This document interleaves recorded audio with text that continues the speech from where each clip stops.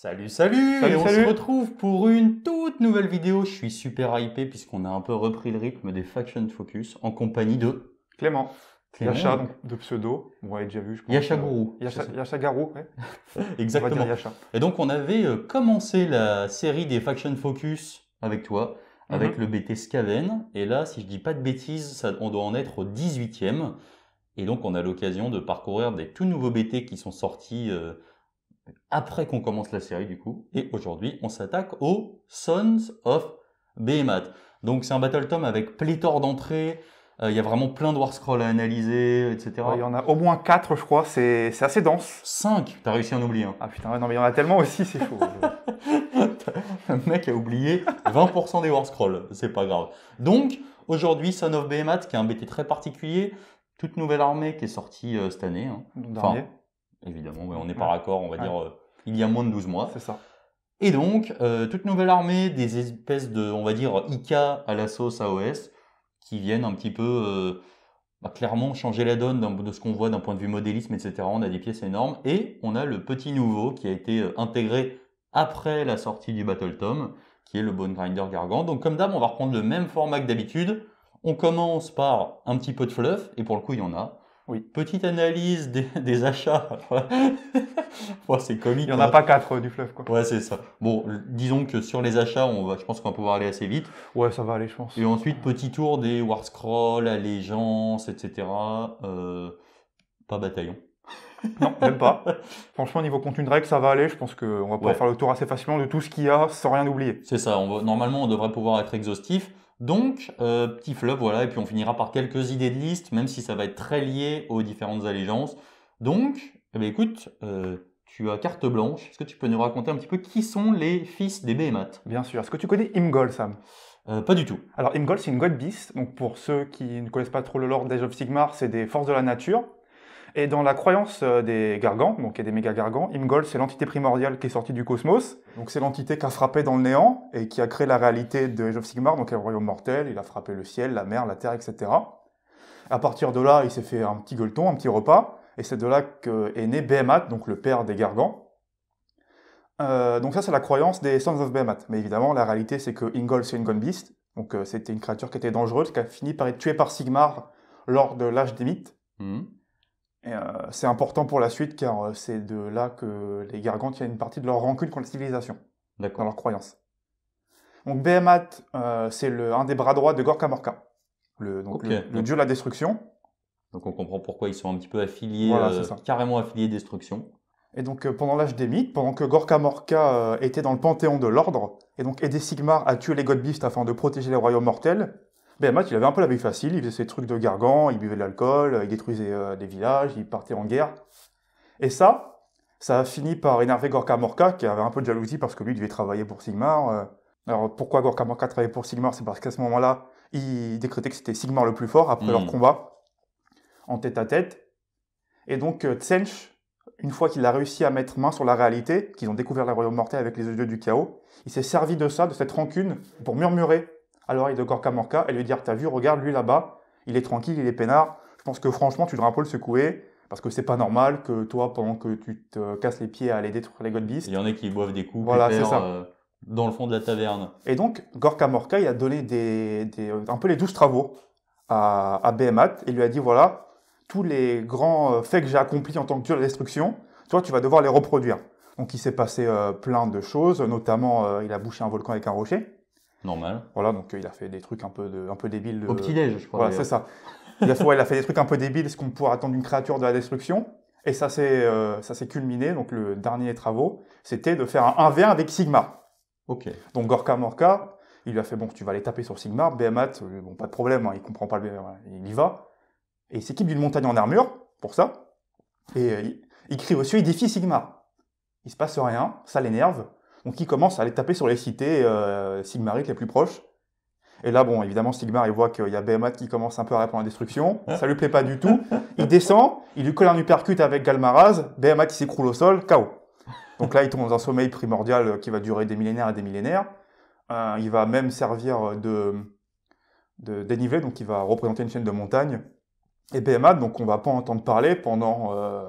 en fait, il va dormir pendant l'âge des mythes. il va dormir pendant l'âge du chaos. Ouais. Et on va entendre parler à nouveau au début de l'âge de Sigmar, lorsque Archaon, ou plutôt les Skaven avec l'aide d'Archaon, vont décider de corrompre cette créature, cette God Beast. Alors qui est faites très Behemoth. attention, cet individu est très fortement biaisé vis-à-vis des Pas Skaven, du tout. c'est-à-dire qu'il surestime très largement Ah, et de c'est- manière absolument systématique l'impact des Skaven dans chaque action et chaque conflit. C'est pas vrai, je vais vous expliquer pourquoi lorsqu'on va raconter l'histoire. Parce qu'ils n'existent pas d'ailleurs. Les Skaven Oui. Les quoi Donc le chaos va décider d'aller corrompre Behemoth pour leur intérêt. Avec l'aide de Nurgle et du clan Pestilent, Archaon, il a un plan, c'est d'aller là où Behemoth dort. Les Skaven, ils vont forer à l'intérieur de Behemoth pour le réveiller. Donc, vraiment, ils vont lui forer les os, la chair, etc. pour qu'à un moment donné, je pense qu'on creuse à l'intérieur de toi, ça finit par te faire réveiller. ton sommeil éternel. Ouais. Donc c'est un peu en version gigantesque ce qu'on peut trouver dans les tortures avec le rat, le seau et Ouais, le briquet. c'est exactement Voilà, ce que j'ai eu en tête. Ouais. C'est pour le réveiller. Et donc, une fois au réveil, ils vont décider de un peu le corrompre avec la magie de Nurgle pendant qu'Archaon, grâce à son éloquence chaotique, va lui dire bon, rejoins notre cause, on peut t'aider, machin. Donc, ils vont faire ça. Les forces de l'ordre et les Stormcast vont être avertis de ce problème. Ils vont intervenir un peu trop tard. Behemoth, il sera réveillé. Archaon aura commencé à lui parler. Il va se laisser peu à peu convaincre. Et donc, pour éviter qu'ils aient un dieu de leur côté, donc c'est une créature vraiment très puissante, Behemoth, les Stormcast, ils vont canaliser la force de l'orage éternel, donc qui est une des puissances de Sigmar. C'est comme ça d'ailleurs que Sigmar a mis KO avec la puissance de Kalmaraz. Donc grâce à ces puissances de la foudre, ils vont le tuer. Ok, simplement. Et donc c'est à partir de là que les Gargants ils vont se sentir un peu désemparés parce qu'ils ont perdu leur modèle, leur dieu, Ouais. leur image. Donc il y a une partie des Gargants, une infime partie des Gargants les plus intelligents qui vont rejoindre les Sylvanettes. C'est dire hein, les Gargants les plus intelligents. Oui, donc on est sur des Gargants, on va dire. On est sur de l'individu quand même particulièrement stupide. Ils doivent compter entre 10 et 25, ceux-là, ils peuvent faire des phrases. Donc ils vont rejoindre les Sylvanettes, donc là c'est une petite partie. Ouais. Une autre va être complètement perdue, ils vont rentrer dans une espèce de dépression, ils vont commencer à boire. Et donc ces géants alcooliques, on les retrouve avec les Gloomspite qui travaillent pour les Gobelins en échange d'alcool, donc c'est eux qui sont les Guzzler Gargants. Ouais. Et les autres, ils vont s'organiser en tribus. Donc d'abord les Man Crushers, avec leur Warbrod, qui est on va dire le premier proto-méga gargan. Ouais. Et donc vu qu'il n'y a plus Behemoth, il y a une espèce de chose qui va se mettre en place pour rétablir l'ordre naturel des choses, c'est qu'une partie des gargants va grandir petit à petit, Ouais. pour devenir de plus en plus immense, et c'est là qu'apparaissent les premiers méga gargants. Ok. Donc, Donc, qui constituent l'armée dont on va parler aujourd'hui. Ok, donc genre vraiment d'un point de vue social, évidemment comme on peut s'y attendre dans la destruction, c'est les plus gros et les plus forts qui sont les boss quoi. Voilà, c'est ça. Donc c'est un peu la logique classique des orques et des rapports de force au sein des sociétés de la C'est destruction. ça. Bah, en fait, les Behemoth, d'ailleurs, ils ont un peu ce rapport exacerbé avec la force, c'est que ils interagissent, enfin ils observent beaucoup le monde des petits. Voilà, C'est-à-dire tout le monde quoi. Voilà. Et ils ont remarqué, donc notamment chez les orques, que c'est la loi du plus fort. Et ils ont poussé cette logique, c'est que bah, du coup les plus forts font la loi, et les plus forts c'est qui? C'est nous. Donc, donc ils veulent même techniquement prendre le dessus sur tout ce qui est orque, etc. Voilà. Ok. À la différence des peaux vertes, la WAG, ça les rend pas tellement plus forts, l'énergie de la WAG, Ouais. mais ça les rend par contre complètement cons.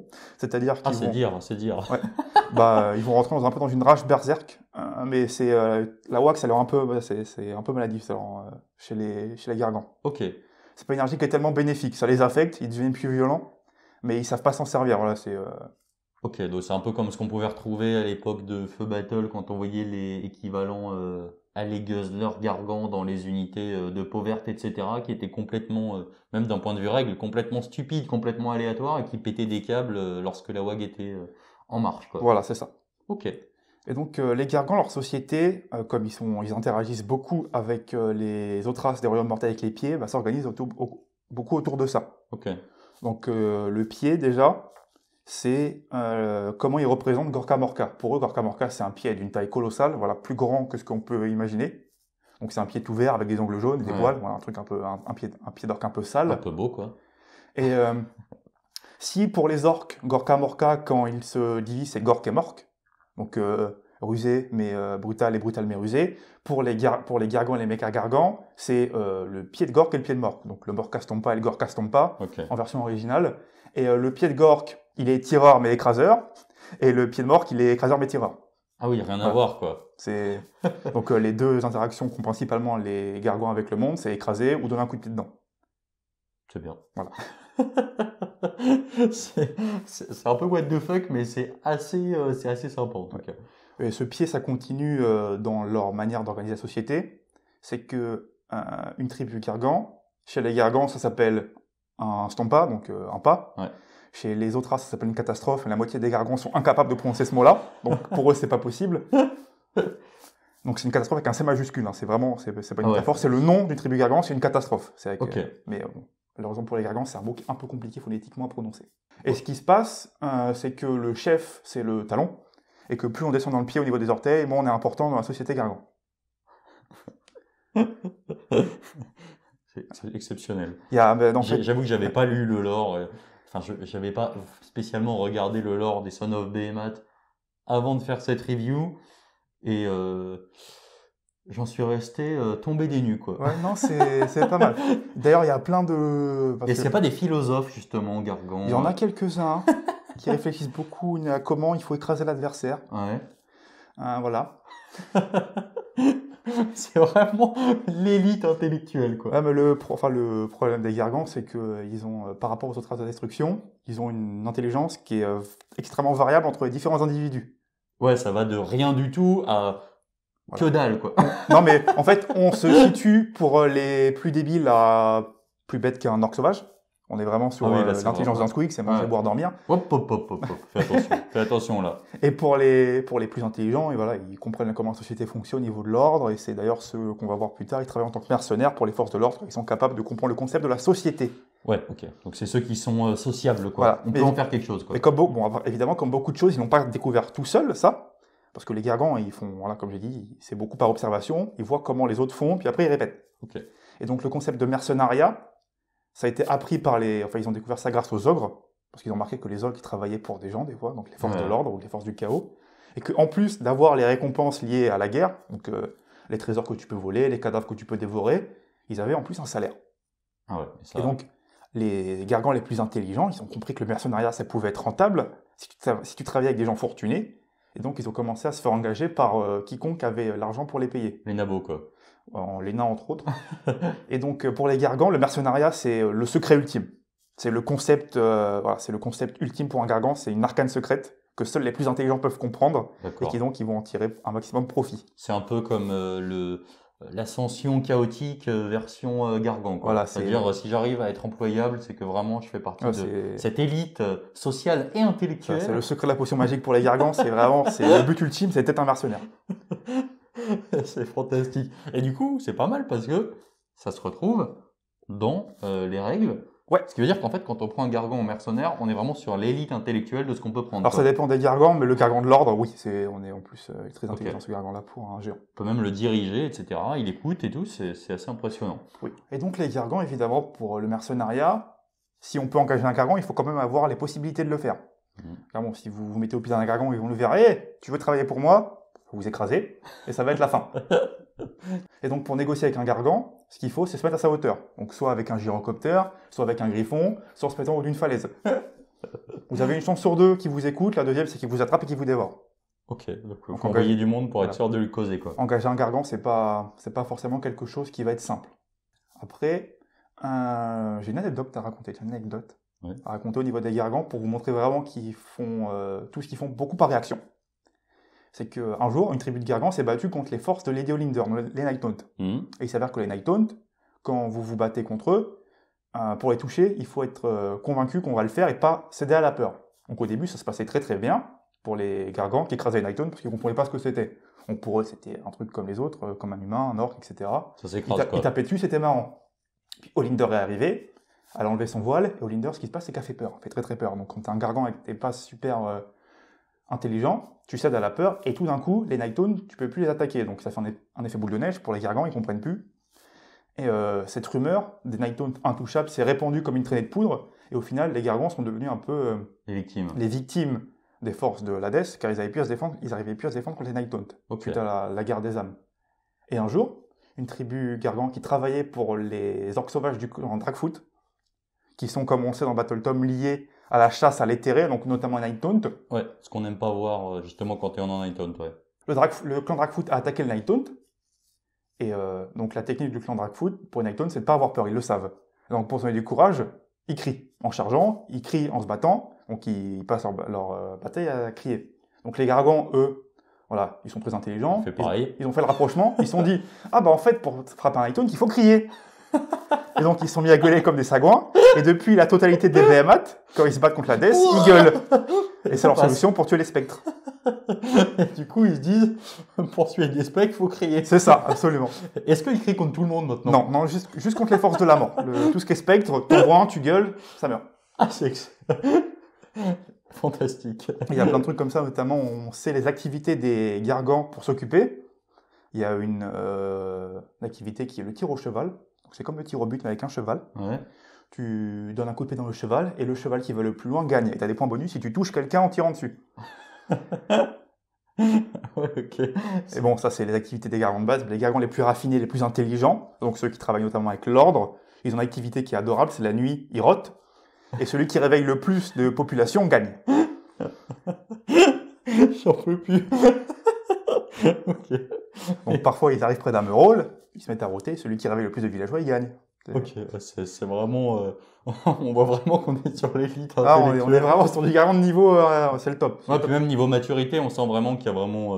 il y a vraiment un truc, quoi. C'est vraiment... Voilà.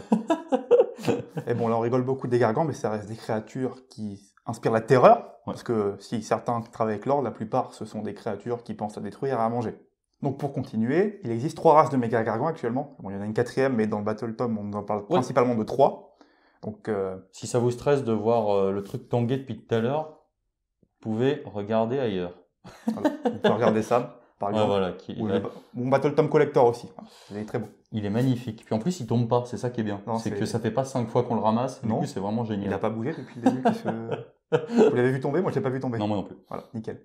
Donc 3 races de méga gargants, le Kraken Eater, le War Stomper et le Gatebreaker. Ouais. Donc on va commencer par le Kraken Eater. Donc eux, ils représentent, on va dire, les méga gargants en moyenne les plus âgés. Donc c'est un peu des vieux. On le voit sur la Les méga figure. gargants. Ils sont un peu ridés. Et comme tous les vieux, ils ont cette mentalité qui sortait de ma pelouse. Et la pelouse pour un Kraken Eater, c'est tout ce qu'il peut voir à l'horizon. Donc ce sont des méga gargants territoriaux qui gardent leur territoire, qui sont sédentaires, enfin, autant que peut l'être un méga gargant. Des hippopotames, quoi, en fait. Voilà, c'est des hippopotames de la destruction. Et en plus d'être des hippopotames, c'est un peu, ils ont une mentalité de dragon. C'est-à-dire que ils vont récolter tout ce qu'ils peuvent, ils vont entasser les ressources, les trésors, etc. Des hippocampes, du coup. Voilà, des Ok. hippodragons qui crachent du feu avec des grosses massues. Et Franchement, on va jamais y arriver. si, t'inquiète, respire. Allez. Donc ils entassent les richesses, les ressources, etc. Et ils vont engager les gargants les plus petits, donc les Minecrushers, pour les aider, en échange de salaire, etc. Parce que la majorité des Kraken Eaters ont compris le mercenariat. Ok. Donc ils sont vieux, ils ont un peu plus d'expérience. Ouais. Ensuite, la deuxième race de méga gargants, c'est les War Stompers, et eux, c'est des belligérants. Ouais. C'est, on va dire, des généraux dans les armées, dans les tribus des Behemoth. Et eux, ce qu'ils aiment bien, c'est se battre tout le temps, en permanence. Et, mais pas contre eux, parce que c'est les gargants, ils se battent entre eux lorsqu'ils se croisent pour se dominer, pour montrer qui c'est le plus fort. Les War Stompers, eux, ce qu'ils aiment aussi, c'est le champ de bataille avec les autres. Et donc, lorsqu'ils passent à côté d'une guerre, ils vont regarder 2 minutes ce qui se passe, et ils vont rejoindre le camp qui perd pour que la guerre dure plus longtemps. Et comme ça, ils vont se battre. C'est bien, ça. Ouais, c'est...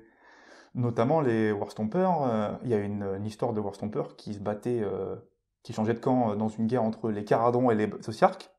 Il a fini par voir que les Ossiarques et les Caradons, ça fait partie des races qui sont plus commerçantes que morales, et donc ils se sont mis d'accord entre eux. Bon, la guerre, ça commence à nous coûter cher, vous, on vous donne tant d'os, et puis si vous avez les terrors, vous nous le passez, et puis c'est très très bien.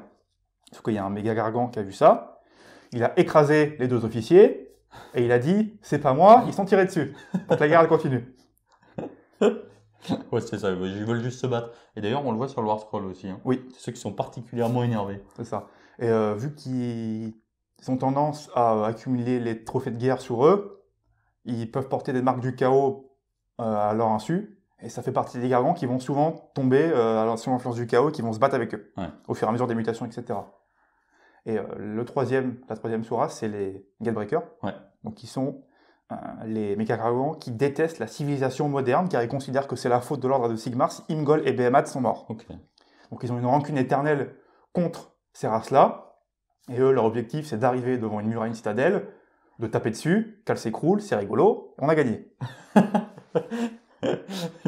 C'est excellent. Donc leur rancune éternelle fait que une partie de ces méga gargants travaille avec la Death afin de détruire les forces de l'ordre, car ils partagent une rancune éternelle similaire. Ok. Et la dernière, donc, qui est pas trop dans Battle Tom, c'est les Bone Grinder Gargants, Ouais. qui sont les plus grands, qui sont considérés comme les champions de Behemoth. Mais le problème, c'est que, on le voit dans War Scroll, ils n'ont pas le mot-clé leader. Ouais. Et pourquoi ils n'ont pas le mot-clé leader? C'est parce qu'ils sont trop stupides pour diriger une force de combat et une tribu Behemoth. On le voit au visage d'ailleurs. Hein. Voilà. Parce que sur la figurine de chez Forge, il a pas l'air super futé quoi. Donc ils sont grands, forts et stupides. Et généralement, lorsque un Stompa Gargant comporte un Bone Grinder, vous êtes devant une tribu qui a une certaine puissance, une certaine réputation au niveau de ses combats. Car pour qu'un Bone Grinder vous suive, il faut être à la fois fort, il faut l'avoir battu. Ouais. Donc il faut avoir battu un Gargant plus grand que soi, ce qui est, on va dire, un exploit. Lorsque vous battez un Gargant plus grand que soi dans la société Gargant, vous êtes vraiment quelqu'un de très puissant, un champion. Peut-être l'équivalent d'un méga boss, tu vois. Ouais. Et donc voilà, le Bone Grinder, c'est une force de destruction massive, mais qui est très très bête. Ok. C'est vraiment très bête. Puis après, il y a les petits troufions de base. Après, il y a les Man Crushers qui, eux, en fait, les Man Crushers, c'est des gargants de base, voilà. Ouais. Et soit donc c'est des Egglezers, soit c'est des gargants qui font leur vie. Et leur objectif, c'est de trouver un gargant et de le suivre au combat. Le plus fort. Voilà. Et donc par rapport à ce que tu disais au début, on est quand même sur le fait que ces gargants de base, enfin c'est la même race que les méga gargants. Ouais. Ils sont censés grandir jusqu'à être un méga gargant. C'est ça. Voire un Bone Grinder. Voilà, on ne sait pas trop à quoi c'est dû ce processus, mais depuis la mort de Behemoth, les gargants grandissent. Ok. Et voilà, le fluff du Battle Tom théorise qu'un gargant va finir par devenir une nouvelle Gold Beast. Et peut-être qu'un jour, avec un peu de chance, on aura le droit à un super vieux gargant nommé, par exemple. Ouais. Ce qui serait, franchement, qui aurait été super cool d'ailleurs dans ce BT-là, mais bref. Bah là, actuellement, on a 3 nommés. On a un 4e qui est pour le Bone Grinder, mais il n'y a pas de fluff. Donc Ouais. on va passer, c'est pour le journalier. Mais donc on a Bruno Whitebiter, qui Ouais. est le gargant de l'ordre, Ouais. pour le mec qui est le mercenaire de l'ordre. Et donc lui, c'est le plus intelligent des gargants. Pourquoi? Parce que ses boucles d'oreilles, c'est des artefacts idonettes qui l'ont rendu plus intelligent. Donc il sait faire des phrases élaborées, il comprend des concepts comme le commerce, la stratégie. Donc il va aider les forces de l'ordre en échange de salaire à se battre. On a un Warstomper qui est nommé, qui lui se bat avec le chaos, juste pour tout détruire, parce qu'il a remarqué que le chaos, ils aimaient bien mettre le bazar. Et le dernier, donc qui travaille pour les forces de la mort. Et son pouvoir, c'est que vu qu'il est nourri par les forces de la mort avec de la chair un peu putréfiée, qui pourrit, etc., bah, il a une haleine qui est mortelle, littéralement, donc il peut souffler sur les ennemis pour les tuer. En fait, chaque mercenaire a une règle pour montrer un peu qu'ils sont plus intelligents. Par exemple, Bruno Whitebiter, lui, il peut observer la bataille, puis attendre pour frapper plus fort. Donc c'est tout pour la partie justement lore et un petit peu histoire, d'où viennent ces gros machins. Alors même si on n'en a qu'un là, parce qu'effectivement c'est une armée que tu as plus, en tout cas toi, pratiqué sur TTS. C'est ça, ouais. Et moi que j'ai... C'était absolument pas prévu que je me retrouve avec du Son of Behemoth, mais vu que j'avais la figue pour la destruction, ça tombe bien. Donc c'est tout pour la partie fluff. On va discuter très très rapidement des achats. Oui, parce que finalement, contrairement à plein d'armées, il n'y a pas de start co, pas de battle force. Vous avez la boîte de Man Crusher, donc les gargants de base, et le multi-kit du méga gargant. C'est ça. On a quand même à noter, on a quand même la battle force Ogormo Tribe, dans laquelle il y a un gargant. C'est ça. Donc éventuellement, c'est peut-être un moyen d'occasion d'en récupérer sur les joueurs ogres qui en plus ne peuvent pas utiliser techniquement ce War Scroll parce que pas allié, etc. Donc on reviendra un petit peu dessus, mais c'est un des biais par lesquels vous pouvez éventuellement récupérer un gargant, non méga gargant, mais de toute façon il va vous falloir des battle lines, on reviendra dessus un petit peu plus tard, donc ça peut être intéressant. Donc concernant les achats, malheureusement il n'y a pas grand chose de plus à dire. On peut peut-être passer aux règles, trait de bataille, allégeance, etc. Donc le trait de bataille principal des gargants, c'est la version au-dessus des ogres, c'est-à-dire que vos figurines valent pour 10 figurines sur l'objectif quand vous êtes un Man Crusher, et pour les méga gargants, ça va valoir pour 20 figurines. Ouais. Donc ça permet, même si vous avez peu de figues, entre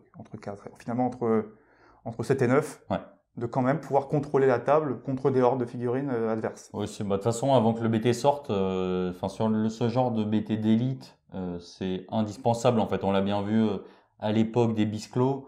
Bon, bah, en fait, quand on a si peu de figues, on peut absolument pas se passer de ce genre de règles. Et vu que c'est un jeu où on marque et on gagne aux objectifs, il fallait absolument une première règle comme ça pour avoir quand même une chance de prendre un jour les objets quoi. Donc à noter que lorsque vous prendrez des mercenaires, on va revenir plus tard sur les mercenaires, mais les mercenaires n'ont pas cette règle-là.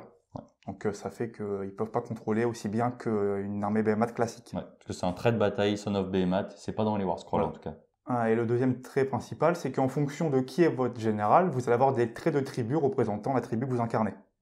Donc il y a 3 tribus, liées aux 3 méga gargants qui peuvent être générales. La tribu Kraken Eater, donc la Taker Tribe, la tribu des War Stompers, qui est la Stomper Tribe, et la tribu des Gatebreakers, qui est la Breaker Tribe.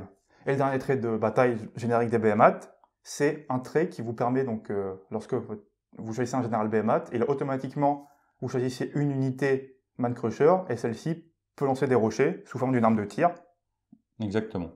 Donc en fait, chaque Man Crusher obtient, on va dire, une arme à projectile, qui est pas déconnante, hein. C'est des dégâts D3, ça peut faire quelques trous, ça va pas changer complètement la game, mais si vous avez des gros packs justement de Man Crusher, ça peut être tout à fait intéressant. Au niveau des traits de bataille, c'est à peu près tout. Oui. Il y a que 3 traits de bataille, et en fait, dans la construction du BT, tout devient très spécifique au moment où on va choisir sa tribu. Parmi les 3 tribus que tu as mentionnées, en fait, on va en avoir une qui va être, on va dire, un petit peu plus contrôle, on va dire, avec des interactions vis-à-vis des objectifs, de la fiabilisation, etc. Une autre qui va être ce qu'on a parlé avec les Stompers, qui sont les gros bourrins. Et il y en a une autre, ça va être politique de la terre brûlée. On emmerde le gars en face, on brûle les décors, on casse tout, on casse tout, on casse les décors, on casse les... Bref. Donc, c'est vraiment les 3 optiques qu'on a dans ce Battle Tome. Et comme tu disais, à chaque fois, c'est lié au général. Donc en fait, dès la construction de la liste, vous n'allez pas pouvoir faire ce que vous voulez. Vous allez pas pouvoir dire je joue en Taker Tribe avec un War Stomper ou ce genre de choses en général. Et vu les coups en points, parce qu'à chaque fois on est sur, on va dire, un quart quasiment. En fait, c'est ça, chaque unité en fait quasiment à effectif minimal. Donc je parle de 3 Man Crusher ou d'un Méga Gargant. Grosso modo, à chaque fois c'est 500 points. Donc ça va être compliqué de jouer beaucoup de Méga Gargants. Surtout qu'en plus, il va falloir valider vos battle lines. Il n'y a pas de Crystal Gore-like ou ce genre de blague. Et donc, tout coûte cher et la définition de votre général va quasiment donner directement un archétype à votre liste, quoi. Ça fait que cette manière particulière de faire une liste Behemoth à cause du peu de nombre d'entrées, on peut rentrer les listes Behemoth possibles dans un tableau. Donc il y a 9 listes Behemoth possibles, entre 4 et 9 poses. Et aux extrêmes, on retrouve la première qui est 3 méga gargants et unité de 3 Man Crusher. Donc parce que si vous prenez une unité de 3 Man Crusher, donc l'effectif maximal, ça correspond à votre battle line, ça remplit le critère. Et la dernière, c'est de prendre un méga gargant et 8 fois un géant. Donc ça, c'est les extrémités. Donc en fait, vous allez moduler en fonction du nombre de géants que vous voulez par rapport au nombre de méga gargants. Et est-ce que vous voulez un point de co ou non. C'est ça, ouais. Donc tu as vraiment les 2 dimensions, pourcentage de gargants, méga gargants, et ensuite telle allégeance qui va être définie par tel général, quoi. C'est ça. Donc la première tribu, c'est la Taker Tribe, qui a un trait de bataille spécifique qui fait que votre trait de bataille sur les objectifs monte, vos Man Crushers comptent pour 15 figurines, et vos méga gargants comptent pour 30 figurines. Et la deuxième, c'est que si vous tuez un héros avec un artefact, vous gagnez un triomphe. Immédiatement. Parce que vous en parlez du trésor en fait qu'il détient. Cette tribu vous offre 6 traits de commandement. Il y en a 3 génériques, donc qui vont moduler vos PV. On reviendra sur les PV lorsqu'on parle du War Scroll, mais vous passez de 35 à 40 PV.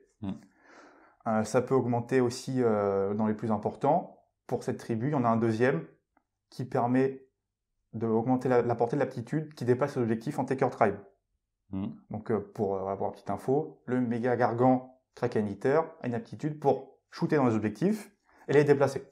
Donc vous les déplacez habituellement de 2d6. Si vous possédez ce trait de commandement, vous le déplacerez de 3d6. Au niveau des artefacts, normalement, enfin dans 2 autres tribus, on a 3 artefacts à chaque fois. Ici, pour représenter le fait que les Kraken Eaters accumulent des trésors, on a 6 artefacts, donc ils sont malheureusement, on va dire, ils sont pas affolants. On se dit pas waouh, il me faut absolument.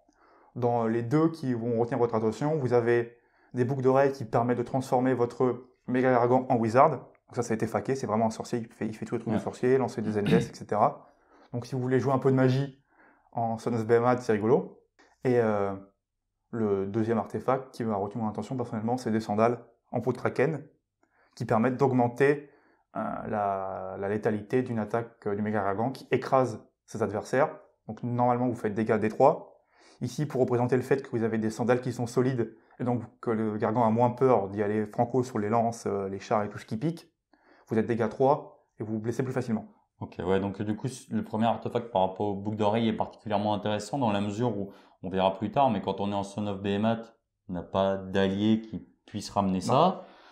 Du coup, ça veut dire qu'on n'a pas de magie, donc on n'a pas de Endless, et potentiellement les Endless peuvent être particulièrement intéressants, surtout dans certaines optiques où on sait qu'on a des unités, on reviendra un petit peu plus tard après, qui ont la capacité de courir et charger. Du coup, certains Endless comme, peu importe, des Cogs ou des choses un petit peu plus défensives, peuvent être intéressants et c'est le seul moyen d'avoir accès à de la magie quand on est en Son of Behemoth. Ça permet de se défendre contre la magie de l'adversaire en fait.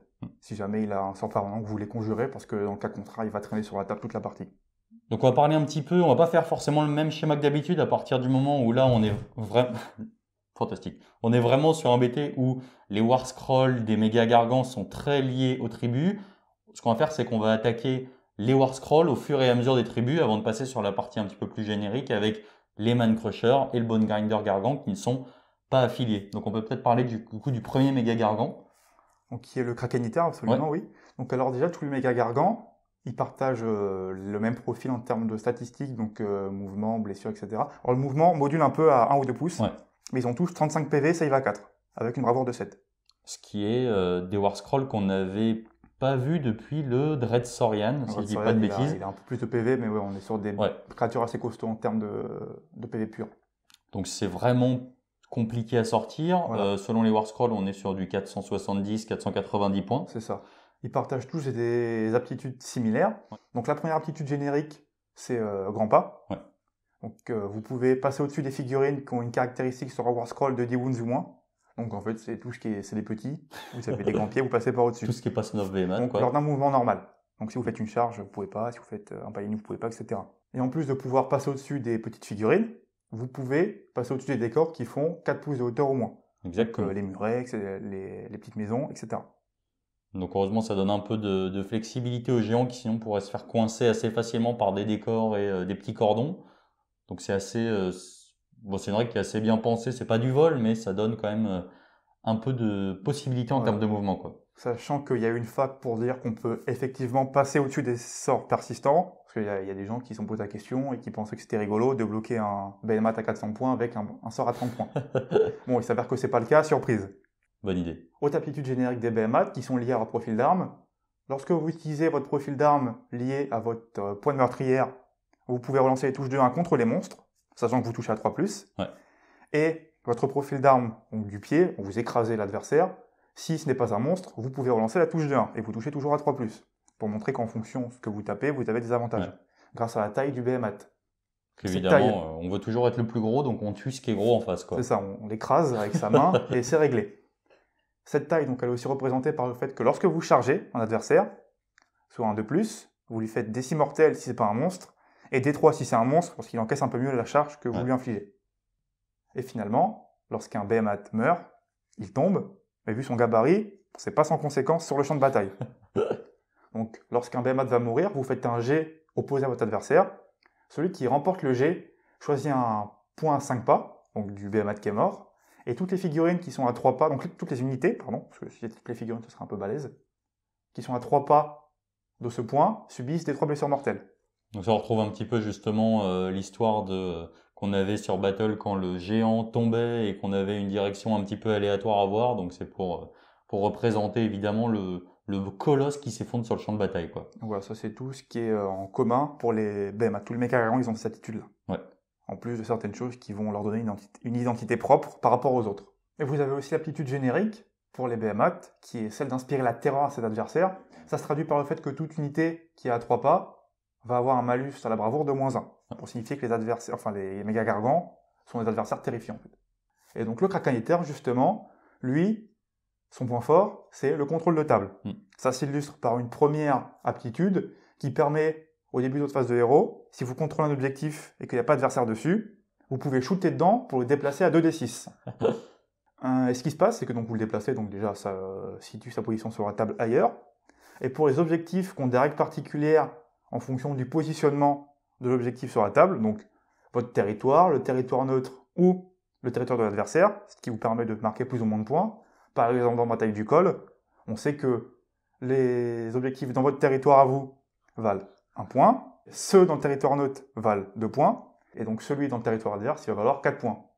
Et donc si vous arrivez à mettre plusieurs coups de pied successifs pour le déplacer, il faut aligner les astres, hein, c'est compliqué, mais en théorie, vous pouvez mettre tous les objectifs chez l'adversaire et marquer 4 points à chaque fois, alors que l'adversaire, le complètement désemparé, il ne pourra plus marquer qu'un point à chaque fois. C'est assez excellent quand même. Ouais, c'est très drôle. Et, pour renforcer cette volonté, enfin cette capacité de contrôler la table, vous avez un grand filet en crack unitaire où vous mettez les ennemis dedans. Donc lorsque vous faites un mouvement de piling à l'activation, vous choisissez des 3 figurines de l'unité adverse, vous lancez un dé, et si vous faites une valeur égale ou supérieure au double de PV de la figurine, vous le mettez dans le sac. Et ça paraît anodin, mais ça peut être extrêmement fort parce que c'est un moyen de ruiner des cohésions ou ce genre de choses. Dépendamment du moment où c'est utilisé, ça peut être très fort. Parce que les unités sur des socles de 25 mm, ils peuvent se coller. Tu vois. Donc, t'en tues 1, 2, 3, c'est pas grave. En 32 mm, si l'adversaire a eu le malheur de s'étirer un peu, même s'il s'est dit, bon, je vais mettre 1, 2 figurines en arrière, si vous en ciblez 3 et que vous ciblez correctement sur des endroits où c'était pas forcément, où il n'y avait pas forcément de monde, vous pouvez briser une unité en deux, et même sans avoir frappé, vous l'avez quasiment tué. C'est clair. Donc c'est une règle qui est vraiment très forte. Ça rappelle un petit peu ce qu'on peut avoir avec le Star Drake, ce genre de choses où il va justement gober potentiellement 3 figurines adverses, mais donc du coup sur on va dire de la horde mono, voire 2 PV si on a un peu de chance, ça peut être assez cool quoi. Mettre des Horseguard Berserker dans son sac sur du 4+, c'est quand même pas mal. C'est costaud. Ouais. Et le Kraken Eater, ça fait partie des 2 méga gargants qui ont un profil de tir. Ça fait partie des choses qui existent dans le War Scroll, mais qui vont être un peu modulaires en fonction du méga gargant que vous avez. Ouais. Le Kraken Eater, son arme de tir, elle a 24 pas. Il projette 3 débris du sol, qui les arrache, il les lance. Donc 4+, 3+, moins 1 dégât des 3. Donc ça fait partie de l'arme de tir qui peut faire un peu de nettoyage, ou tuer quelques totems isolés. Mais c'est pas, on y reviendra, mais c'est pas le meilleur tir qu'on a chez les BMAT. Ensuite, vous avez l'attaque de pied, donc l'écrasement. Ici, on a 2 attaques, 3+, 3+, moins 1 dégât des 3. Et ensuite, vous avez l'écrasement avec la main. Une attaque, 3+, 2+, moins 3 des 6. Et donc, le dernier profil d'attaque, c'est le profil d'attaque principal, qui est la massue. Ici, le Kraken Eater, il a volé ça à un bateau, un canon, c'est une espèce de machine de guerre, il tape avec. Donc, c'est 8 attaques, 3+, 3+, moins 2 dégâts 2. Et est-ce qu'il y a moyen de vraiment fiabiliser justement ces attaques, hormis les relances classiques qu'on a vues des 1 à la touche et à la blesse? Alors, tu peux fiabiliser, mais c'est très rare, donc tu as le triomphe. Ouais. Tu peux avoir le décor maudit. Mais sinon, la seule aptitude qui est vraiment fiabilisatrice pour un Kraken Eater, c'est d'avoir le mercenaire nommé dans une autre armée. Ouais. Et dans ce cas-là, vous avez une aptitude en plus. Donc, vous tapez en dernier, montrant qu'il observe un peu le champ de bataille. Et lorsque vous allez attaquer, vous pourrez relancer les jets de touche. Ok, donc on reviendra un petit peu justement sur cette partie mercenaire sur la suite, parce que ça fait partie des spécificités qui sont assez simples à appréhender d'un point de vue règles, etc. Mais c'est une vraie spécificité qu'ont les Son of Behemoth, qui est de dire que quand on les prend en mercenaires, on prend pas les War Scrolls classiques du BT en tout cas. Alors, en fait, on ajoute une nuance à ce War Scroll en tout cas. Donc on va passer maintenant, après avoir attaqué justement la première tribu avec le premier méga gargant associé, sur les Stompers. C'est ça. Donc la tribu des War Stompers, la Stomper Tribe. Ouais. Ici, on a 2 règles spécifiques. La première, c'est anti-horde. Si vous attaquez des unités de figurines qui ont plus de 10 figurines, vous avez plus un dégât supplémentaire. Et si vous attaquez une unité de figurines avec plus d'un figurine, vous avez plus de dégâts supplémentaires. Ouais. À noter que ce n'est pas lié au corps à corps et au tir. Donc lorsque vous lancez des rochers, vous faites des dégâts en plus. Ouais. Donc c'est justement là quand vous commencez à jouer contre de la horde, ça peut être particulièrement violent si toutes vos attaques commencent à passer à plus de dégâts sur chaque attaque. Et c'est notamment extrêmement violent pour les Man Crushers de base, parce que là, vous avez un exponentiel qui est affolant sur les dégâts que vous infligez à de la horde. C'est ça, parce qu'en fait, c'est toujours la même chose. En fait, si vous avez un bonus en nombre de dégâts sur chaque attaque, en fait, plus vous multipliez les attaques, plus vous allez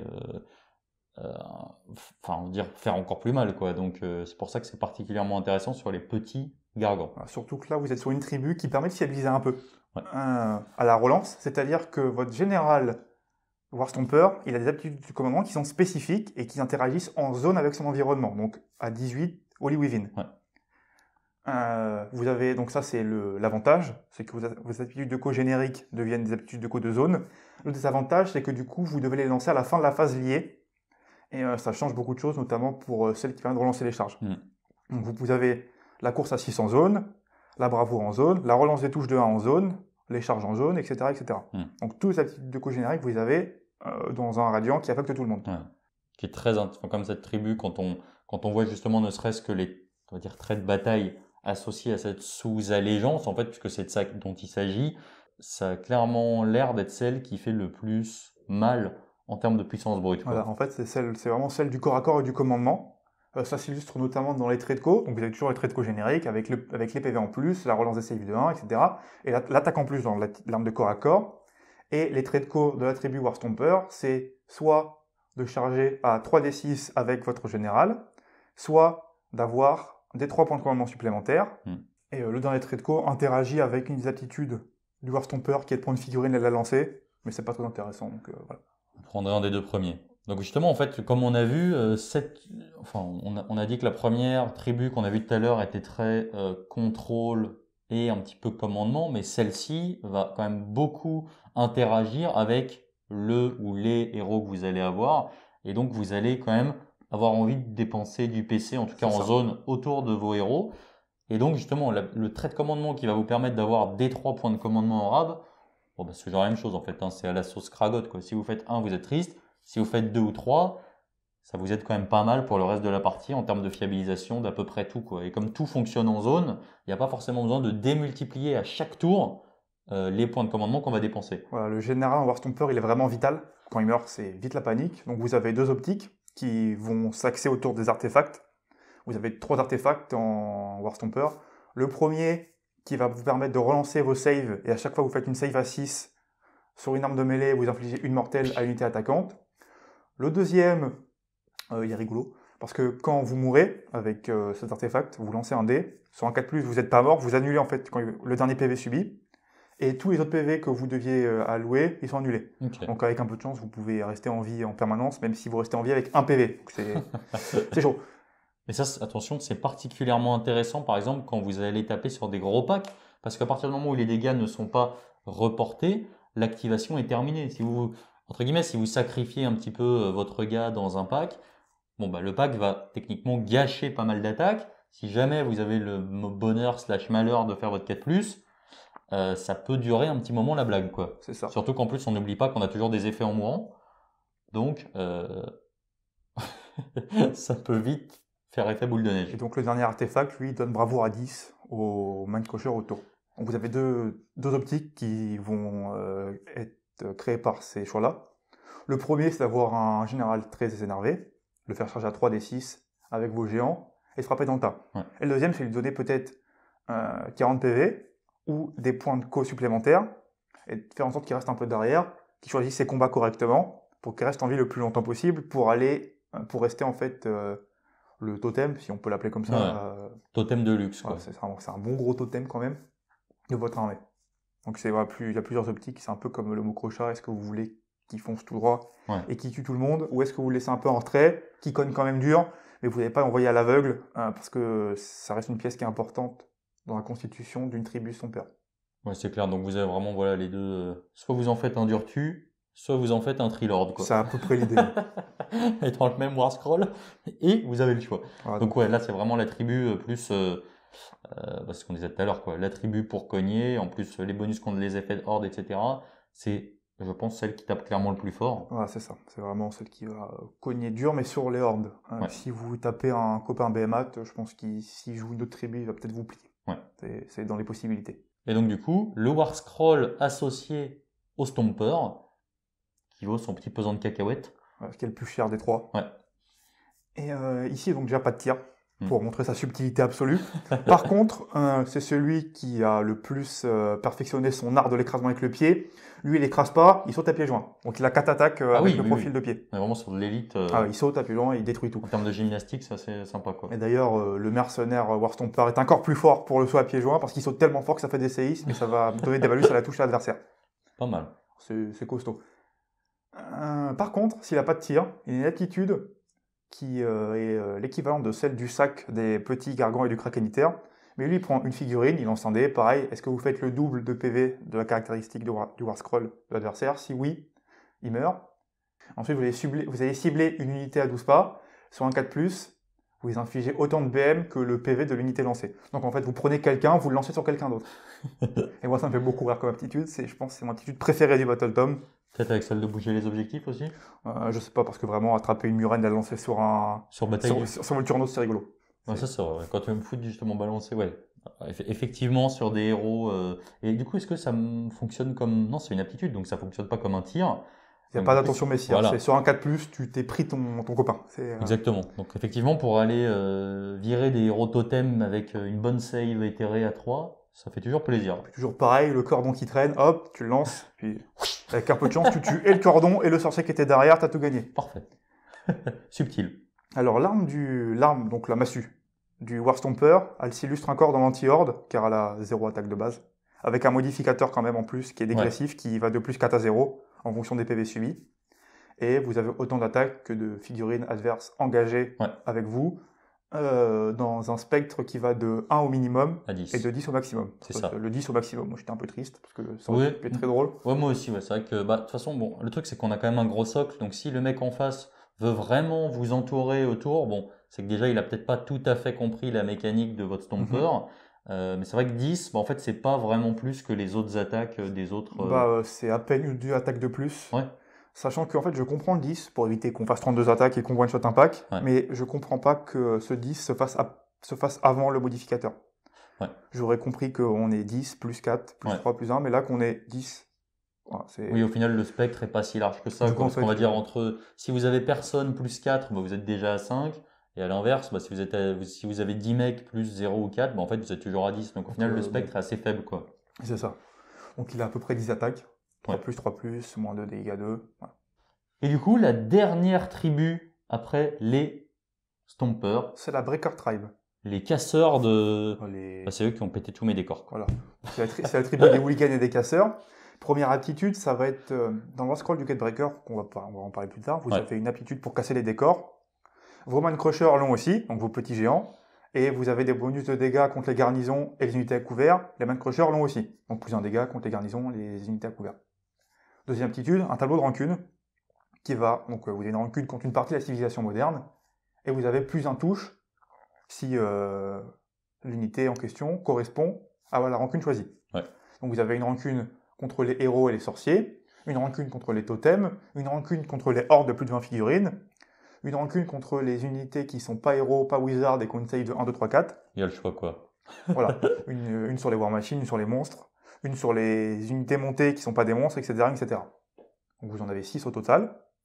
Vous en choisissez une pour toute l'armée, et toute l'armée a ce bonus-là contre ces unités-là. Alors, question intéressante, si je puis me permettre, je m'auto-congratule.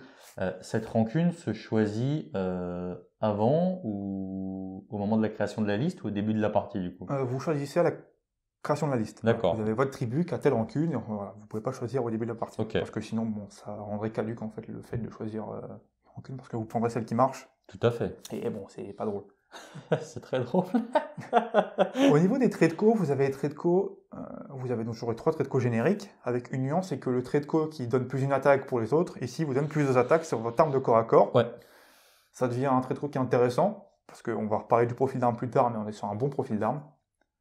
Vous avez le trait de commandement qui permet à votre général de choisir une deuxième rancune. Donc si jamais vous avez des rancunes cumulées, par exemple contre les aurores roses, vous avez plus de touches, vous les écrasez, c'est une catastrophe. Tout le monde a des rancunes contre les Pink Horror, non? Voilà. Donc le général aussi. Il n'y a pas besoin de jouer Son of Behemoth pour ça, je crois. Vous avez un trait de co où votre général a la rage incarnée contre la civilisation, et donc si jamais vous êtes à 9 pas d'un terrain de garnison, vous n'êtes pas dégressif. Et le dernier trait de co, il permet donc en fait de relancer le jet de délier à l'aptitude qui va permettre de casser des décors. Voilà. Au niveau des artefacts, on est sur des artefacts de gros bourrinos. Le premier, c'est 6+ Feel No Pain. Ouais, donc classique de la mort, quoi. Donc ça le rend extrêmement résistant, j'ai trouvé, c'est rigolo. J'en avais fait un 40 PV à 6+ Feel No Pain. C'est vrai que quand on a 40 PV, c'est pas tout à fait la même, voilà, 6+ Feel No Pain. Il s'est assis sur un objet, il n'a pas bougé. Et il bougeait plus. Intuable, c'est une horreur. Parce que 6+ Feel No Pain, à 40 PV, vous en passez forcément quelques-uns. Ouais. Et quand vous êtes hors stat, l'adversaire il est dégoûté parce que vous ayez 35 ou un PV, vous êtes 20 figurines. Et vu que vous avez un gros socle, l'objet, c'est le vôtre. Ouais. Parce qu'il faut mettre du monde, sauf que vous tapez fort, donc les gens meurent. Donc vraiment, il faut le tuer.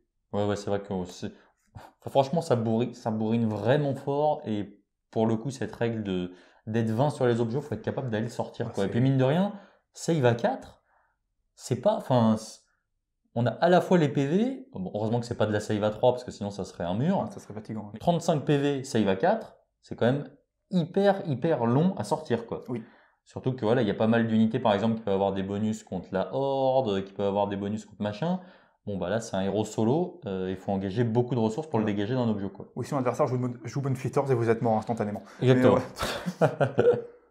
Et donc, le deuxième artefact, chaque 6 que vous faites avec votre arme de massue, bon là Ouais. c'est un boulet, c'est un rocher-jambe, mais on va appeler ça la massue pour rester raccord avec les autres unités.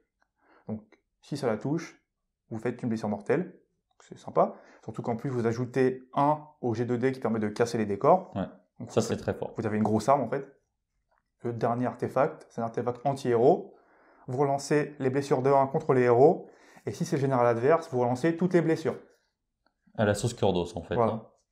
Vous avez décidé que C'était vous le plus fort et il n'y a personne d'autre sur le champ de bataille. l'état-major c'est non, hop là, on l'écrase.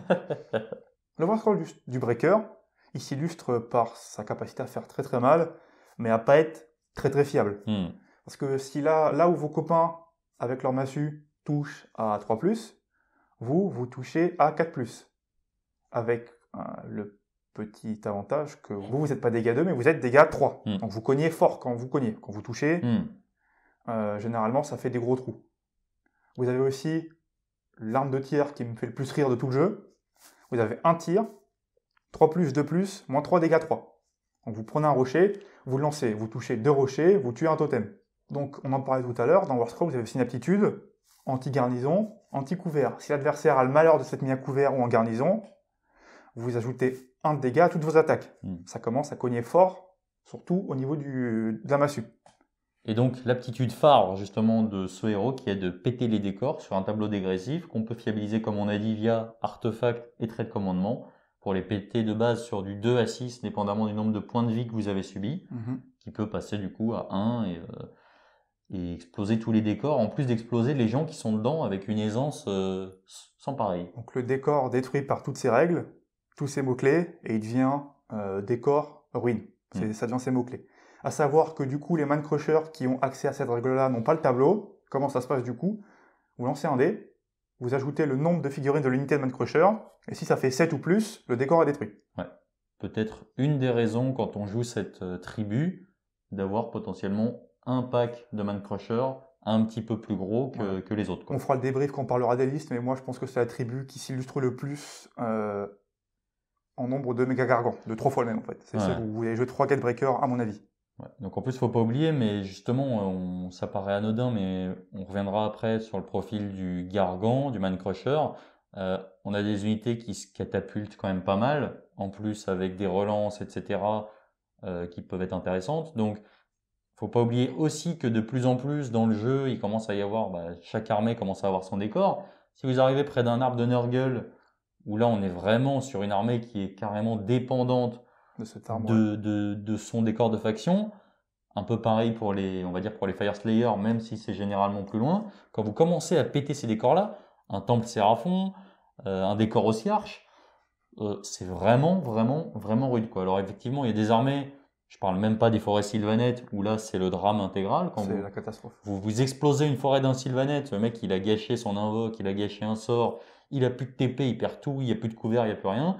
Mais il y a des armées qui vont vraiment accuser le coup de cette destruction de décor. Il y a d'autres où c'est moins grave, évidemment. Mais voilà, donc en plus c'est une mécanique qui est unique dans le jeu. C'est une règle qu'on attendait ou qu'on espérait un petit peu, des interactions avec les décors, notamment à la sortie du BTO ou Quarkclan. Peut-être on s'était dit peut-être qu'il y a des interactions avec les décors, des moyens de les plier. C'est pas arrivé, mais au final c'est arrivé un petit peu plus tard justement avec les Sons of Behemoth et cette tribu. Et moi c'est une des nouvelles règles que j'aime beaucoup et qui est particulièrement sympa, quoi. Ouais, parce qu'en Quarkclan, on a eu les premiers balbutiements avec Gordrak, qui lui pouvait charger un décor et annuler ses règles, avec son aptitude Mighty Destroy, l'aptitude du mot crochet en gros. Ouais. Et là ici, vous cassez le décor carrément. Donc en fait, ça fait un peu un effet boule de neige où si l'adversaire il a le malheur de se mettre à couvert, Généralement, vous évitez contre un Ouais. breaker try, mais s'il fait ça, vous le défoncez parce que vous avez des dégâts +1, et en plus, il est dans un décor qui sert à rien parce qu'il n'y a plus de règles. Ouais. Et vu que vous avez RL-3, il peut dire j'ai plus un safe, bon bah d'accord, écoute, t'as 4 saves dégâts à 4, vas-y. Ouais. Armure par armure. Bah, le truc qu'on disait, c'est que justement, le breaker a une grosse variance parce que bah, gros dégâts, mais pourtant des fiabilisations à la touche qui sont pas équivalentes à celles de ses petits potes. Du coup, là, disons que la mécanique fiable, c'est justement cette interaction avec les décors. Par contre, en termes de dégâts, bah, on sait ce que ça fait. Le 4+, évidemment, c'est le jet de dé où il y a le plus de variance. Voilà. Donc, ça peut tout faire comme être un petit peu triste, quoi. Puis en vrai, vous lancez qu'une dizaine de dés. Ouais. Donc la stat, vous n'allez pas la ressentir. C'est ça, ça vaut ce que ça vaut, quoi. Mais bon, c'est un indicateur peut-être sur 100 parties, mais sur un ou deux jets de dés, et en plus, quand on sait la violence avec laquelle ça frappe, voilà, malheureusement, c'est pas super fiabilisable et c'est pas super fiable de base, quoi. Donc on va passer maintenant à l'unité de ligne de ce Battle Tom, qui en plus s'avère être, mine de rien, la pépite peut-être. En Ouais. tout cas, l'unité qui va faire potentiellement la différence parce que ça tape fort pour son coup en point. C'est celle qui fait très très peur, c'est les Man Crusher, Ouais. donc, en unité de 1 à 3. Et donc l'unité, elle a déjà 2 aptitudes. Ouais. Donc, première aptitude essentielle, si vous êtes à 12 d'un méga gargant avec unité Man Crusher, vous pouvez charger même si vous avez couru. Petit point, c'est alors on l'a pas abordé de manière générale sur toutes les auras, mais c'est un BT qui a été heureusement assez bien pensé de ce point de vue-là. Là, on est sur du 12 Within. Oui. Et effectivement, toutes les auras quasiment des Son of Behemoth sont Within et assez rarement Wholly Within. Parce que, bah, effectivement, quand vous avez déjà des socles aussi gros, parce que là, le Bone Grinder Gargant, mine de rien, c'est celui qui est le plus fin, même si c'est celui qui est le plus grand. Quand on a un pack de 3 petits gargants, bah, en fait, voilà, c'est compliqué d'avoir toujours ces auras, etc. Surtout qu'en plus, vous allez avoir besoin de vous déporter un petit peu sur la table et que vous n'avez pas une grosse présence. Du coup, les auras ont été assez bien pensées. Et du coup, cette aptitude de course et charge à 12 Within, quand on a un pack de 3 gargants, c'est assez intéressant. Puis ça donne une projection. Comme d'hab, de toute façon, cette aptitude de course et charge, c'est une des meilleures aptitudes du jeu. Clairement. Ouais. Donc voilà, c'est une aptitude qui est très forte. Et en plus, quand on sait à quel point tape cette unité, un peu comme on va dire ce qu'on a vu sur les unités course et charge, genre je les regarde Berserker ou ce genre de blague, bah, c'est hyper important d'avoir cette projection, quoi. C'est ça. Haute aptitude, on a le sac. Bon, c'est un plus petit sac, donc on met qu'une seule unité à la fois. Mais même principe que le Krakeniter, lorsque vous pilinez avec un gargant, vous choisissez une figurine, si vous faites le double de PV, vous la mettez dans le sac. Ouais. Donc là, vous avez à chaque fois la règle pour un gargant, donc unité de 3, vous faites 3 fois, etc. Et vous avez aussi la charge, enfin l'impact à la charge. Donc pareil, vous êtes plus petit, vous faites moins mal. Ouais. Donc là, ça va être uniquement D3, mais ça va être D3 blessure mortelle par gargant qui arrive au corps à corps. Donc toujours sur un 2+. Et là, ça peut être parti, ouais, justement, sur un pack de 3, bah, potentiellement 3D3 BM, c'est loin d'être anodin, quoi. Bah, les 9 mortelles, elles arrivent vite. Hein. Ouais, c'est clair. Vous n'avez pas tapé encore. Et donc, en tout cas, c'est un War Scroll qui est assez, clairement, qui est hyper intéressant. De toute façon, c'est celui que vous allez avoir majoritairement dans votre armée. Et en plus, il est loin d'être déconnant. On est que sur du 480 points les 3. Oui. Donc ça reste, voilà, en gros, votre pack de 3 va vous coûter exactement le même prix qu'un méga gargant. Donc effectivement, quand on voit un peu le genre de liste qu'on peut faire, bon bah voilà, soit vous allez partir sur 6 Man Crusher avec 2 gros, soit 9 Man Crusher avec un gros. Donc les constructions de liste vont être assez restreintes, mine de rien, mais c'est pas trop grave dans la mesure où ce War Scroll est vraiment fort. Surtout qu'en plus, il est dégressif, mais vu que vous vous allouez sur une figurine à la fois, sur les unités de 3, vous êtes dégressif, mais pas trop. Ouais. Surtout sur des figurines à 12 PV quand même. Ouais. Alors, le petit risque, c'est que vous avez bravoure à 7. Si on vous met 2-3 malus que vous perdez un mec, vous pouvez vite perdre l'unité pour rien. Donc, il faut faire attention à ce niveau-là. Si vous voyez que l'adversaire il peut vous infliger des gros jets de bravoure, peut-être chercher à s'immuniser. Ouais, donc peut-être que vous allez éviter les catalars et autres joyeusetés de la Légion du Deuil Voilà. qui vous mettent des -6, -7. Mais ouais, en tout cas, c'est un War Scroll qui est super intéressant. C'est la seule battle line de ce Battle Tom. C'est la seule, ouais. Donc après, concernant justement le profil au corps à corps, Parce qu'on a vu que vous pouviez faire entre une dizaine de dégâts avec le sac plus la charge, sans rien faire. Et ensuite, vous avez les profils d'armes. Vous avez le premier profil d'armes, qui est un coup de pied par figurine, 3+, 3+, moins de dégâts des 3, voilà. On va dire, c'est pour la mise en bouche. Pour lisser la stat au cas où ça se passe mal, voilà, vous mettez un petit coup de pied, hop, ça tue 2-3 mecs, c'est rigolo. Vous avez ensuite le profil principal qui est la massue, 10 attaques dégressifs, donc 10, 9, 8 et 6, etc. en fonction des PV subis. 3+, moins 1 dégâts 1. Donc ça fait une bonne saturation, ça fait à peu près 30 attaques. Et on garde en tête que tout ça peut être dégâts 2 ou plus, hein, Voilà. c'est ça qui est intéressant Vous aussi. pouvez être dégâts 2, dégâts 3 avec la Stomper, vous Ouais. pouvez toucher à 2+, avec la Breaker Tribe. Ouais. Et si le bonus à la touche, il est bien pour la massue, vous allez plutôt chercher le bonus de dégâts. Par contre, il y avait une attaque qui est rigolo, avec le bonus à la touche, c'est le coup de boule. Le coup de boule, c'est une attaque par gargan, 4+, 3+, moins 3, dégâts 4 dégressifs. Donc avec une Breaker Tribe, vous pouvez faire 3+, moins 3 dégâts 4, vous pouvez faire 12 dégâts sur un bon craquage. Et l'adversaire, vous ne l'avez pas touché encore avec la massue, qui est déjà mort. Ouais. Donc c'est rigolo, c'est très drôle. On est vraiment sur les buffles. Ouais. Puis en plus, buffle bien en fait, hein, parce qu'on n'oublie pas qu'on a quand même moyen avec le général de le projeter avec des charges à 3d6, etc. Mais les petits, bah, ils avancent en fait, ils courent, ils chargent. Et donc en fait, bah, vous allez un petit peu compenser le fait que vous chargez à 2d6 par le fait que potentiellement vous allez courir. Alors effectivement, vous n'avez pas forcément les PC à chaque fois, surtout que ça dépend. Si vous partez vraiment sur du MSU de Gargan, vous n'allez pas forcément pouvoir fiabiliser tout. Mais on n'oublie pas aussi qu'on a des fiabilisateurs en zone quand on est en Stomper ou ce genre de choses. Donc en fait, il s'intègre très bien aux différentes tribus. Et en fait, il va jouer un petit peu le rôle à chaque fois de mini Gargan, sauf qu'en plus, enfin de mini méga Gargan, sauf qu'en plus de ça, bah ça se catapulte très bien. De toute façon, les Man Crushers, vous en avez forcément 3. Ils sont toujours là dans vos listes. Ouais.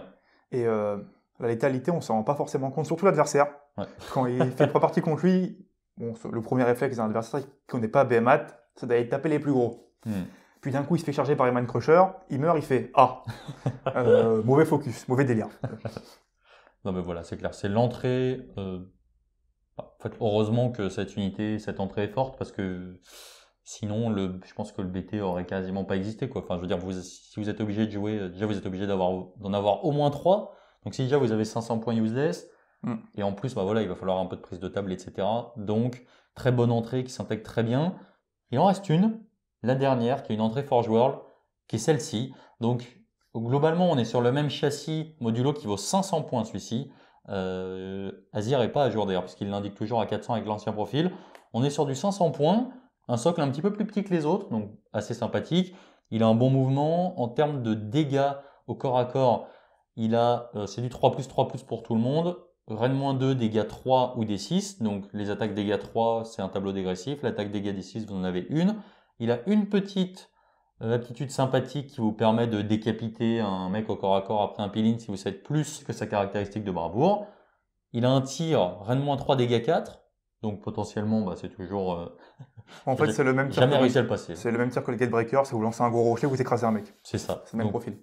Assez sympathique. Et par contre, lui, son vrai souci, en fait, c'est que ce pourquoi il était potentiellement pris avant, c'est-à-dire principalement Augure et potentiellement dans certaines listes, c'était qu'il était pris parce qu'il avait un mouvement de peel-in de 6, qui était sa règle forte, parce que concernant toutes les autres règles de méga Gargan, bah, il les partage, hein, passer au-dessus des autres figurines, les BM quand il meurt, les BM tout ça.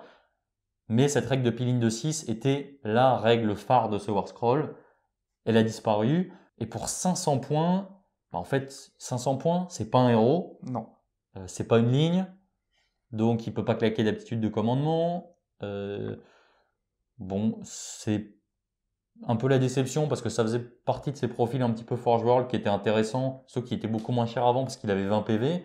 Il avait un petit peu moins de règles, mais il avait Spilling de 6 qui le différenciait très grandement. Et vous pouvez le mettre un petit peu en deuxième rideau, c'est-à-dire un peu en contre-lame. En fait, vous le mettiez derrière votre écran. Il n'était pas impacté puisque 3 d'engagement pour l'adversaire. Et lui, par contre, il venait en contre-lame et il avait. Donc en fait, son profil a été lissé par rapport aux autres dans le sens où maintenant il ressemble beaucoup au méga Gargan. Sauf que le mec est pas héros. Il est plus cher qu'une unité de Man Crusher alors qu'objectivement, il fait pas le même travail du tout. Non, donc en fait, ce qui le différenciait a été supprimé. Du coup, personnellement, j'aurais du mal à le justifier en fait dans une liste méga Gargan. Quand on le prend en mercenaire, en fait, pourquoi prendre lui en mercenaire? Donc voilà, surtout qu'il a une petite synergie avec les Oruk. Quand il est pris en mercenaire, il donne un plus un bravoure, mais en fait, est-ce qu'on va pas préférer tout simplement prendre autre chose? Ouais. J'en sais rien. Un méga Gargan, voire carrément une Rogue Idol ou ce genre de blague. Donc bref, ce profil-là pour moi il est devenu un peu triste en fait. Il est rigolo. Ouais, voilà. Rigolo mais triste. Il est rigolo, le problème c'est qu'il synergise pas. Ouais. Donc c'est dommage, pas de chance. Ouais. Ouais, bah disons qu'en fait c'est assez cool dans la mesure où ça vous permet quand même avec un War Scroll que vous aviez déjà de l'intégrer à une armée et puis d'avoir déjà 500 points sur une armée que vous n'avez pas commencé. Donc ça c'est la bonne nouvelle. Par contre effectivement si vous avez le choix entre lui et un méga gargant ça risque d'être assez vite vu. Donc c'est tout concernant la partie des War Scrolls. On va juste faire un petit topo sur quelques idées de liste, même si comme tu l'as dit tout à l'heure, en fait il n'y a que deux dimensions en fait, hein. Il y a la dimension pourcentage Man Crusher, Méga Gargant et la dimension tribu. Ouais, la dimension point de Copa aussi. Ouais. C'est une dimension, ça a l'air bête comme détail, mais c'est important en fait. Ouais. Surtout sur certaines tribus. Et donc en fait, lorsque vous faites l'analyse, en fonction de la tribu que vous allez prendre, vous allez vouloir vous inscrire plus ou moins haut dans le tableau en termes de proportion entre Gargant et Méga Gargant. Par exemple, la Stomper Tribe et la Taker Tribe, ils vont bien aimer avoir pas mal de monde quand même. La Taker Tribe pour occuper la table. Et la Stomper Tribe, parce que en fait, vous avez un effet qui buff les Man Crushers en zone, donc vous voulez vous en servir. La nuance, c'est que en Taker Tribe, vous voulez plutôt de la MSU, à cause du trait de bataille, pour forcer l'adversaire à pas taper tout le monde, vous contrôlez pas d'objectif, vous marquez plein de points. La Taker Tribe, elle fonctionne comme ça parce qu'elle tape pas fort du tout. Et par contre, vous pouvez jouer l'objectif, c'est un des points forts de l'armée d'ailleurs finalement, plus que la létalité, c'est de jouer l'objectif en Sons of Behemoth, et c'est exacerbé en tribu Krakeniter. Pour la Stomper Tribe, vous avez le choix soit de jouer 3x9 et un mec. Mais bon, jouer Behemoth pour jouer comme un Gargant, c'est peut-être un peu tristouné. Vous allez peut-être plutôt vouloir prendre 2x3 méga Gargant, votre War Stomper en général. Et moi, je rajouterais pas un deuxième War Stomper, parce qu'en fait, s'il est pas général, il sert à rien. Mais par contre, allez chercher un Gatebreaker pour la Raid-3, pour le tir. Comme ça, vous additionnez le tir anti-horde de vos Man Crushers et le gros tir dégâts 4, et donc en fait vous avez une phase de tir qui est non négligeable, surtout par rapport à d'autres armées de Son of Behemoth. Ou bien vous prenez un Kraken Eater pour jouer un peu au foot avec les objectifs et les balader comme ça en même temps que vous, comme ça vous avancez inlassablement. Ouais. Ça permet de garder le contrôle de table tout en avançant. Surtout que, on va en parler maintenant, il y a une nuance qu'il faut connaître lorsque vous jouez Son of Behemoth ou contre un Son of Behemoth, c'est que votre aptitude votre trait de bataille, qui fait compter les figurines pour 10, 20, 15 ou 30, vous permet d'outrepasser les conditions de scénarios spéciaux, notamment sur toutes les vertus, qui est le scénario pour les lignes, et scénario héros. Le scénario héros. Donc en fait, vous pouvez contrôler des objectifs battle line avec des méga gargants et des objectifs héros avec des Man Crushers. Ouais. Alors, le dessous de ça, il est un peu compliqué à comprendre. Ouais, alors déjà, on va déjà premièrement dire que c'est une fac qui a été faite initialement pour clarifier la situation et qui en fait aujourd'hui, en tout cas, n'est pas considérée de manière unanime comme parfaitement claire, et donc il y a encore des interrogations par rapport au décompte et à la façon dont on va compter et considérer les objectifs et la prise de ces derniers. Voilà. Donc là, le postulat qu'on a en France, pour l'instant, le standard qui existe, en attendant peut-être un White Dwarf qui explique autre chose, celui du mois prochain notamment, ou bien tout simplement une autre fac qui va peut-être arriver un jour. La Big Fac peut-être. Peut-être. On considère que si vous êtes à portée de l'objectif, vous pouvez changer ces règles, et qu'une fois que vous n'êtes plus dessus, les règles normales reviennent. Ouais. Donc ça est pour éviter surtout sur le... En fait, si on prend la règle telle quelle, qui dit que le joueur Behemoth peut changer les règles, vous arrivez dans des situations où en fait vous pouvez changer les règles à l'infini, et sur le scénario héros, ça serait pas possible, en fait. Ça serait une victoire automatique, quelle que soit l'armée en face. Donc on va éviter de faire ça, pour jouer un peu quand même. Donc voilà. Et donc la dernière tribu, ça va être la Breaker Tribe. Et ici, quand vous lisez la rancune, qui vous permet de fiabiliser votre massue de méga gargant et les différents traits de code artefacts, je pense que vous voulez au moins 2 ou 3 Gatebreakers pour taper dans le tas. Et puis les Man Crushers, ils font un peu leur vie. Voilà, après, évidemment, c'est des orientations qui sont naturelles. Quand on lit le Battle Tome, c'est la première lecture. C'est ce que les développeurs, je pense, ont vu, ont créé de prime abord et qui vous encourage à faire. Un peu comme avec City of Sigmar, en fait, chaque cité a... vous lisez, sa cité pour faire ça. Mais rien ne vous empêche de faire un peu différemment et de profiter des avantages et des inconvénients des tribus autrement, pour faire un peu dans l'original. Rien ne vous empêche de faire une tribu War Stomper où vous avez 3 War Stomper, parce que finalement, vous êtes toujours sur une arme qui peut passer dégâts 4 contre de la Horde. C'est pas déconnant de penser à ce genre d'initiative, ce genre de liste. Pareil, la Tracker Tribe, si vous voulez la jouer, même si moi je trouve que c'est la tribu qui est la moins bien, parce qu'en fait, c'est pas que la règle est pas bien, c'est qu'actuellement, Compter pour 10 et 20, c'est suffisant. Hmm. Compter pour 15 et 30, peut-être c'est bien. Contre un autre collègue qui joue BMAT ou quelqu'un qui a vraiment beaucoup de figues, même si quelqu'un qui a beaucoup de figues, il a peu de save et donc la saturation, vous allez gratter peu à peu. Si vous voulez jouer 3 crack éditeurs, ne serait-ce que pour jouer indéfiniment avec les objectifs. Et là, vraiment, vous avez un contrôle de table qui est assez effrayant, je pense. Non, mais c'est clair qu'en tout cas, de ce qu'on voit quand on ziote un petit peu justement les différentes orientations, c'est clair que sur la Gatebreaker, on est plutôt justement à moins vouloir forcément spammer spammer. Spammer, ouais. Toute proportion gardée, du Man Crusher, quoi. Voilà. Ce qui est dommage avec l'armée, c'est qu'elle est mobile quand même. Parce que sur les scénarios, vous commencez à 18, vous avez des charges qui sont plus ou moins assurées. Ouais. Le problème, c'est que vous avez une règle pour ignorer l'adversaire, mais elle marche qu'en phase de mouvement normal. Et vous avez un socle qui est très très gros. Donc il y a peu de situations où vous allez passer par-dessus l'adversaire. Lorsque vous avez chargé, là où ça serait intéressant, c'est clair. Vous n'avez plus le droit de le faire. Donc en fait, finalement, le moindre cordon qui se met devant vous, il peut vous empêcher d'aller là où vous voulez. C'est pour ça que je pense existe le tir du Man Crusher, du Crack Editor, du Gatebreaker pour nettoyer un peu. Pour faire de la place, pour passer votre socle. Pareil pour l'anti-charge, en fait, l'impact à la charge. Parce que si vous tirez, il reste 2-3 mecs, vous chargez, vous faites 3-4 mortels, il ne reste plus personne, vous ne pouvez pas ligne. Et vu que vous avez une portée d'attaque de 3 avec votre massue, vous pouvez vite aller chercher des gens qui sont derrière comme ça. Mais les cordons vous embêtent vachement en BMAT en tout cas. On l'a vu en tout cas sur le rapport de bataille qu'on avait fait justement en squig contre du Ogre. En fait, le truc, c'est que mon avis, ce qu'il voulait éviter, c'est tout simplement d'avoir un petit squig seul qui va empêcher, qui va faire une zone de non-droit de 6 pouces sur les côtés plus 1 pouce. Et en fait, les socles sont tellement énormes que sinon, on pourrait juste pas passer et on se ferait bloquer un tour avec un méga gargant par un squig. Là où c'est peut-être un petit peu plus réaliste de se dire, ok, je vais être bloqué par un gros truc de 20 ou 30 figurines. Parce qu'en fait, j'ai juste pas la place de passer derrière. En fait, c'est pas en tant que tel, c'est juste que j'ai pas la place de passer derrière. Donc voilà. Mais en tout cas, c'est vrai que c'est un BT qui était hyper attendu, qui traînait dans les rumeurs depuis longtemps. Ouais. Si on remonte à l'historique de Age of Sigmar, Sons of Behemoth, c'est quelque chose qui existe depuis le tome 1 ou 2 de la guerre des portes de royaume. Donc on est vraiment à une époque où il n'y avait même pas encore le premier manuel général. C'était un bataillon qui vous permettait justement d'avoir à l'époque il n'y avait que les petits géants et d'en avoir un plus fort que les autres parce que vous aviez un profil qui était aléatoire à l'époque et là votre profil n'était pas aléatoire, vous passiez de 3d6 à 18 attaques, dégâts 2. Donc voilà, c'était Son of Behemoth, c'est un concept qui existe depuis longtemps. C'était le nom du bataillon. Hein. Oui, c'est le nom du bataillon. Il y avait le roi Brod qui est le premier proto Behemoth. Donc alors petite on va dire doléance par rapport à ce BT là, c'est peut-être un petit peu déjà les bataillons. Il n'y en a pas, c'était très triste. Je pensais qu'il y en allait avoir au moins un et qui nous disait voilà, vous avez tel effet en telle tribu, mais il n'y en a pas du tout. Vous avez une armée, son nombre de pauses, c'est votre nombre d'unités. Entre 4 et 9 pauses, minimum et maximum.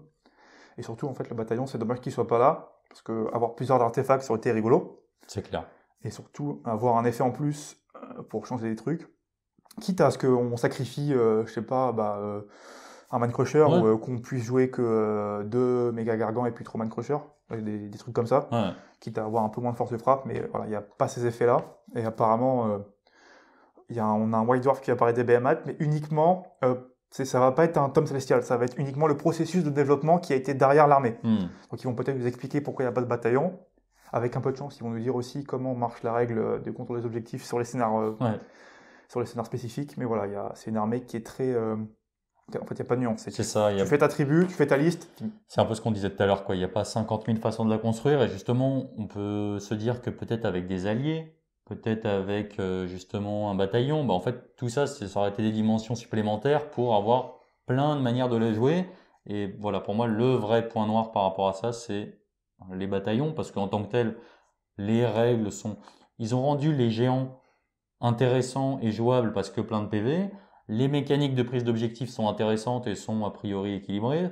Oui. Ça tape fort, mais en même temps, on peut pas être partout. Comme tu disais, les garde-fous de pas pouvoir survoler en face de autre qu'un normal move,